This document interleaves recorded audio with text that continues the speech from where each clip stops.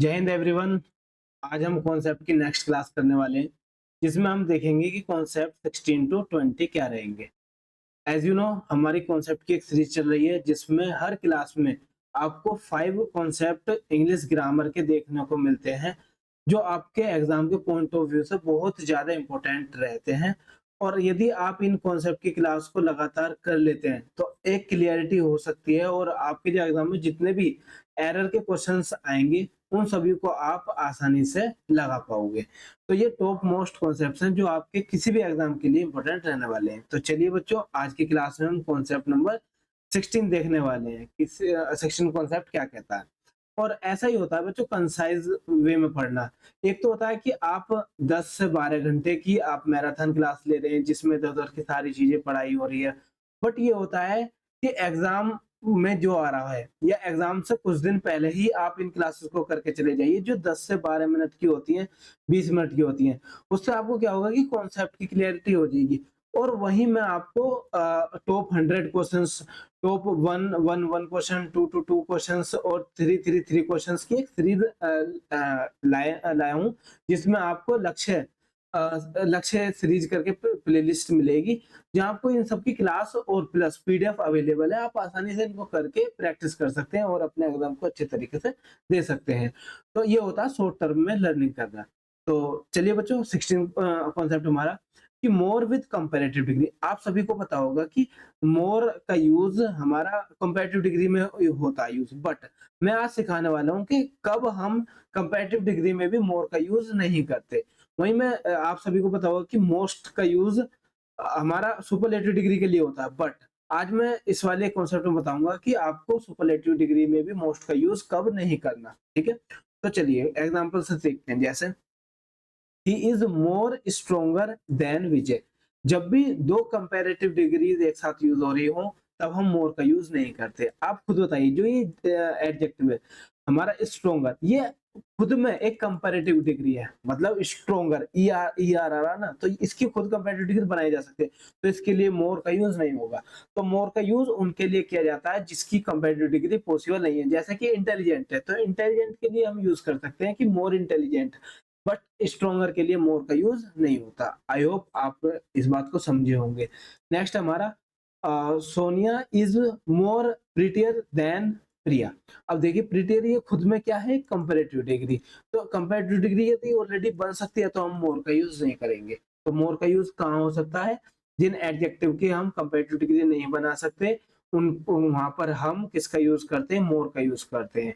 But कभी भी दो हमारी कंपैरेटिव डिग्री एक साथ नहीं हो सकती। बात आई समझ में। उसी तरीके से हमारा मोस्ट का कॉन्सेप्ट है।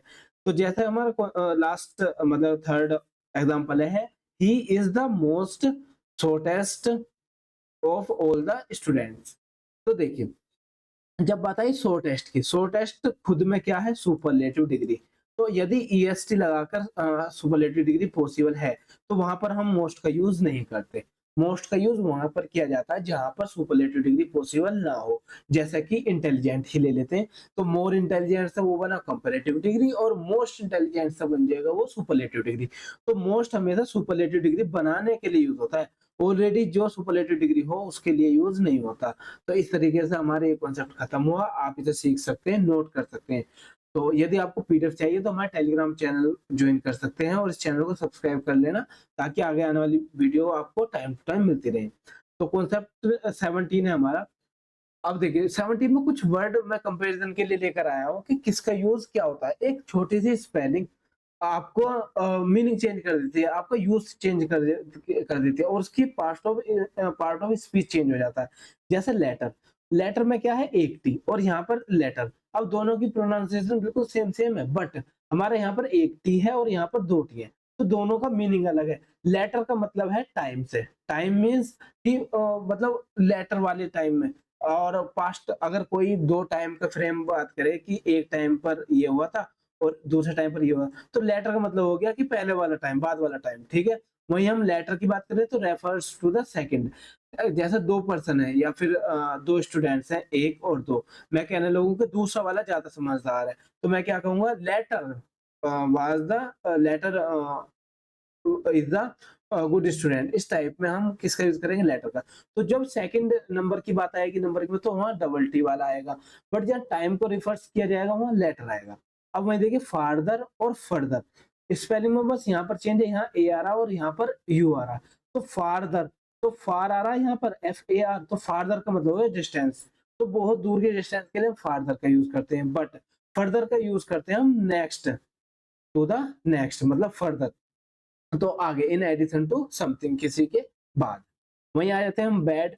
बैड होता है एडजेक्टिव, पार्ट ऑफ स्पीच, और वहीं इल का मतलब होता है एडवर्ब, मीनिंग सेम है दोनों के। जैसे कि गुड, गुड होता है एडजेक्टिव और वहाँ वेल होता है एडवर्ब। तो जहां हमें एडवर्ब की जरूरत होगी तो हम वेल का यूज करेंगे, और जहां हमें एडजेक्टिव की जरूरत होगी वहां पर हम गुड का यूज करेंगे। अब देखिए एडजेक्टिव जो होता है वो नाउन से पहले आ जाता है, तो हम कभी भी वेल स्टूडेंट नहीं लिखते, वेल स्टूडेंट या वेल बॉयज नहीं लिखते।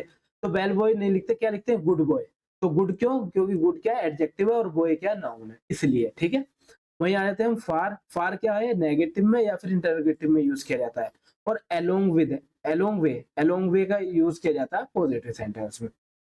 लास्ट का मतलब होता है अंतिम, मतलब बिल्कुल लास्ट पॉइंट। और लेटेस्ट का मतलब होता है रिसेंटली, रिसेंटली। तो इन दोनों में आप फर्क जानेंगे कि लास्ट का मतलब है बिल्कुल अंतिम और लेटेस्ट का मतलब है हाल फिलहाल में। ठीक है, नेक्स्ट, नेक्स्ट का मतलब है कि अगला, नेक्स्ट का मतलब है कि आगे आने वाला, और नियरेस्ट का मतलब है पास वाला।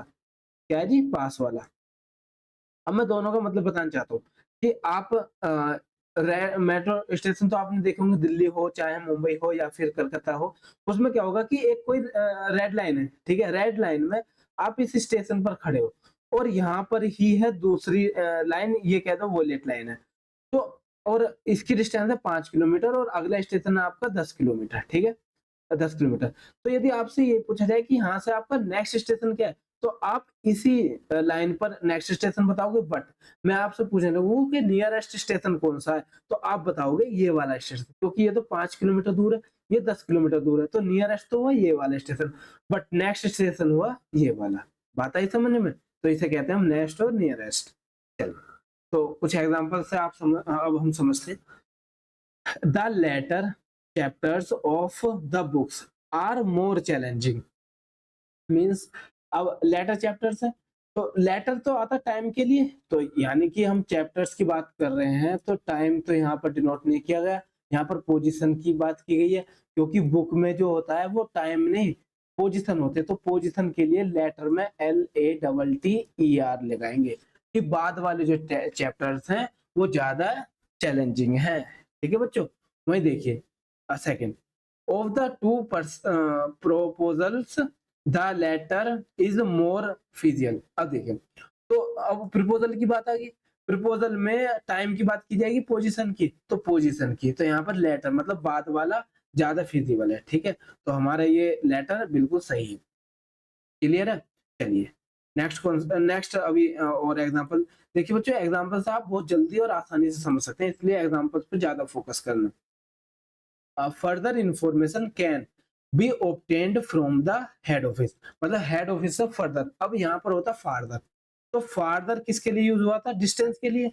बट अगर किसी हेड ऑफिस से इंफॉर्मेशन आ रही है तो वो डिस्टेंस थोड़ी आएगी, वो आएगी नेक्स्ट, मतलब फर्दर, आगे आने वाली इंफॉर्मेशन। ठीक है बच्चों, चलिए नेक्स्ट है हमारा, it was farther to the shops than I expected. अब फार्दर यहाँ पर क्या आ गया, डिस्टेंस, कि जितना मैंने एक्सपेक्ट किया था उससे भी ज्यादा दूर पर शॉप है, शॉप थी। ठीक है, चलिए आई होप आपको ये दोनों कॉन्सेप्ट क्लियर हुए होंगे। अब हम चलते हैं 18 कॉन्सेप्ट पर, बहुत ज्यादा important, double mark triple mark कर लेना और अपनी नोटबुक में जरूर लिखना इसे, क्योंकि इस पर आपको मोस्टली 90% बच्चों को कंफ्यूजन रहती है। तो आज क्लियर करते हैं इसी क्लास में बिल्कुल 2 मिनट में। देखिए लिटिल और फ्यू, फ्यू जो होता है हमारा काउंटेबल नाउन के लिए यूज होता है, फ्यू जो यूज होता है काउंटेबल नाउन के लिए यूज किया जाता है, और लिटिल जो होता है वो अनकाउंटेबल नाउन के लिए यूज किया जाता है, अनकाउंटेबल नाउन के लिए। ठीक है बच्चों, जैसे अब मैं एग्जांपल दे देता हूँ, काउंटेबल नाउन क्या होते हैं, जैसे कि बॉय, स्टूडेंट, तो जिनका भी हम चेयर, तो जिनका भी हम प्लूरल बना सकते हैं उसे हम काउंटेबल कहते हैं। तो उनके लिए क्या यूज होता है, फ्यू। और लिटिल, और लिटिल, ये लिटिल किसके लिए यूज होता है, अनकाउंटेबल। अनकाउंटेबल का मतलब है जैसे वाटर, जिसे गिना नहीं जा सकता हो, मिल्क, ठीक है, तो इसे हम कहते हैं अनकाउंटेबल नाउन। तो अब लिटिल का मतलब होता है बिल्कुल नेगेटिव, ना के बराबर, मतलब है ही नहीं, ये मानकर चलना। आ लिटिल का मतलब है कि हाँ थोड़ा बहुत है, क्या है जी, थोड़ा बहुत है। और द लिटिल का मतलब है कि हाँ इतना ही है। तीनों का मतलब समझे ना। लिटिल का मतलब है नेगेटिव, कि है ही नहीं, बिल्कुल काम नहीं चल सकता। ए लिटिल का मतलब हाँ भी काम चल सकता है। द लिटिल का मतलब है कि जितना भी है, काम चलो ना चलो इतना ही है, ठीक है। उसके बाद हम फ्यू की बात करें, ये गिनती में आ जाएगा, नेगेटिव मतलब इतने बच्चे हैं कि है ही नहीं, ठीक है। एक क्लास ले लेते हैं, क्लास में एक दो बच्चा है, तो हम कह रहे हैं भाई 500 की क्लास थी, 500 बच्चों की क्लास थी, उसमें एक बच्चा दो बच्चे आए, तो हम क्या कहेंगे, फ्यू स्टूडेंट्स आर देयर। इसका मतलब बहुत ही नेगेटिव बच्चे हैं, आए ही नहीं है ना, ना के बराबर। अब देखो 1% भी नहीं बैठ रहा। तो फिर आ फ्यू का मतलब भाई थोड़े बहुत है, मतलब 50-60 है, आप पढ़ा सकते हैं, तो आ फ्यू थोड़ा बहुत। द फ्यू का मतलब है भाई 250 बच्चे हैं, जितने भी हैं यही है। या ये कहता हूँ कि 500 के 500 बच्चे आ गए, तो हम कह सकते हैं द फ्यू के इतने ही है, सारे आ गए, ठीक है। तो आपको समझ में आई होगा, little, a little, the little, और few, a few, the few. अब मैं आपको इसके एग्जांपल देकर समझाने की कोशिश करता हूँ। क्वेश्चन है हमारा, could you give me little या आ लिटिल शुगर। अब देखिए, अगर उसने कुछ शुगर मांगी है, तो आ लिटिल का मतलब हो गया नेगेटिव, कि बिल्कुल भी मत दो, नहीं, थोड़ी बहुत दे दो, थोड़ी बहुत दे दो, जिससे काम चल जाए, ठीक है। नेक्स्ट हमारा, there was little time to finish my homework. अब देखिए, होमवर्क के लिए ना के बराबर टाइम है उसके पास, ना के बराबर, तो हम यहाँ पर लिटिल को बिल्कुल सही मानेंगे, ठीक है। नेक्स्ट हमारा, he has a few good friends so he is happy. तो हम कह सकते हैं कि अ फ्यू का मतलब बिल्कुल थोड़े बहुत है, लेकिन पॉजिटिवली है कुछ है, और इसलिए वो खुश रहता है, दोस्तों में बातें शेयर करता है, अच्छा लगता है, ठीक है बच्चों। तो आई होप ये क्लियरिटी आपको हुई होगी। नेक्स्ट कॉन्सेप्ट पर चलते हैं। नेक्स्ट कॉन्सेप्ट है हमारा concept number 19। Use correct degree of adjective according to meaning of the sentence. मतलब हमें करेक्ट आपको ये बतानी है डिग्री क्या होगी सेंटेंस के अकॉर्डिंग। जैसे एग्जांपल है, Rahul is stronger and wise और वाइजर। ऑप्शन है आपके सामने, wise and visor then Mahesh. अब आप यहाँ पर देखिए, जब यहाँ स्ट्रोंगर, यहाँ पर कंपैरेटिव डिग्री आई है ना, तो एंड ये कहता है कि मैं सेम कैटेगरी वाले लोगों को जोड़ता हूँ, तो वाइज का यूज नहीं करेंगे, वाइजर का यूज करेंगे, यहाँ भी कंपैरेटिव डिग्री आएगी। और यदि यहाँ पर सुपरलेटिव डिग्री होता, तो उसकी कंपैरिजन भी हम सुपरलेटिव डिग्री से करते हैं, ठीक है बच्चों। चलिए, the last one is 20 concept, और बहुत अच्छा है। ये है प्रेजेंट पार्टिसिपल और पास्ट पार्टिसिपल। प्रेजेंट पार्टिसिपल का मतलब होता है जिरंड टाइप में, और पास्ट का मतलब है जिसमें काम हो गया हो, काम डन हो गया हो, उसे हम पास्ट पार्टिसिपल कहते हैं। जैसे होरिफाइड मैन। अब होरिफाइड मैन का मतलब होता है डरा हुआ आदमी, मतलब वो व्यक्ति जो खुद डरा ही डरा है, मतलब पहले से ही डरा हुआ आदमी है, तो उसे हम कह सकते हैं होरिफाइड। तो फाइड आ रहा वी टू, और वी टू क्या होता है हमारा पास्ट पार्टिसिपल। वहीं आते हैं हम होरिफाइंग। होरिफाइंग मैन मीन्स डरावना आदमी, मतलब ऐसा व्यक्ति जिससे डर लगता हो, तो होरिफाइंग, तो उसे हम कहते हैं प्रेजेंट पार्टिसिपल, ठीक है। तो इसमें हम एग्जांपल देख सकते हैं, और आप बताना इसमें एरर क्या होगी। ही सोल्व्ड द कंफ्यूज्ड या फिर कंफ्यूजिंग क्वेश्चन वेरी इजीली। अब कंफ्यूज क्वेश्चन, मतलब कंफ्यूज क्वेश्चन तो पहले से ही हो सकता था, नहीं, कंफ्यूजिंग क्वेश्चन, ऐसा क्वेश्चन जो कंफ्यूज कर सकता हो, तो यहाँ पर सही होगा कंफ्यूजिंग। आई होप आपको क्लास बहुत अच्छी लगी हो। यदि आपको इस क्लास की पीडीएफ या फिर कोई भी नोट्स अपडेट पीडीएफ वगैरह चाहिए, तो हमारे टेलीग्राम चैनल को ज्वाइन कर लीजिएगा, इंग्लिश बाय सचिन तोमर।